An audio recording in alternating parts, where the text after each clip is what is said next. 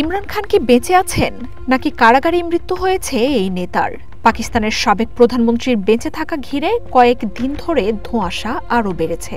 কারাবন্দী এই নেতা সুস্থ আছেন বলে জানিয়েছে পাকিস্তান সরকার, কিন্তু পরিবার ও সমর্থকদের ইমরানের বেঁচে থাকার কোনো প্রমাণ এখনো দেয়নি শেহবাজ শরীফের প্রশাসন।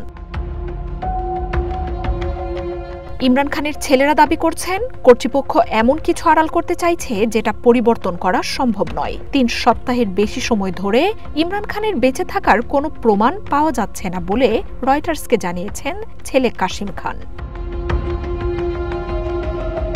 কাশিম খানের দাবি, এর আগে আদালত কারাগারে পিটিআই প্রধানের সাথে প্রতি সপ্তাহেই সাক্ষাতের অনুমতি দিয়েছিল। তবে সাবেক এই প্রধানমন্ত্রীকে পরে মৃত্যুদণ্ডপ্রাপ্ত কয়েদিদের জন্য নির্ধারিত সেলে স্থানান্তর করা হয়। সম্পূর্ণ নিঃসঙ্গ অবস্থায় মানসিক নির্যাতনে ইমরান খান কোনো ধরনের আঘাত পেয়েছেন কিনা তা নিয়ে শঙ্কা জানান কাশিম খান। বেঁচে থাকার কোনো প্রমাণ তারা অনেক চেষ্টা করেও পাচ্ছেন না বলে অভিযোগ তোলেন তিনি।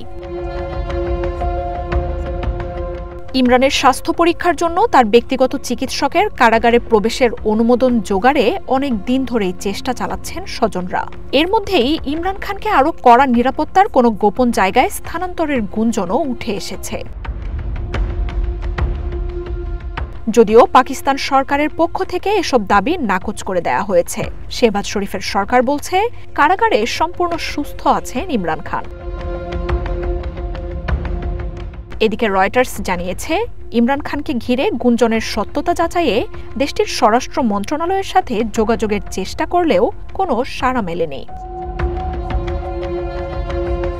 ৭২ বছর বয়সী ইমরান খান ২০২৩ সালের অগস্ট থেকে কারাবন্দী। ২০২২ সালে পার্লামেন্টে অনাস্থা ভোটে ক্ষমতাচ্যুত হন তিনি।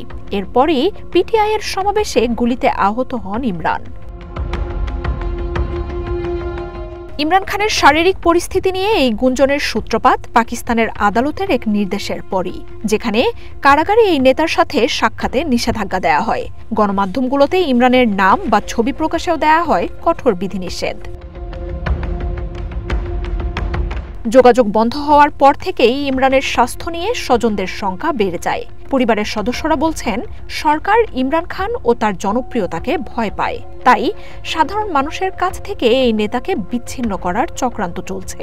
গণতান্ত্রিক উপায়ে ইমরানকে পরাজিত করার কোনো উপায় শেহবাজ শরীফের হাতে না থাকায় এমন পথ বেছে নিয়েছে বলে অভিযোগ তাদের। মার্জিয়া উপমা, ওয়ান ইন্টারন্যাশনাল ডেস্ক।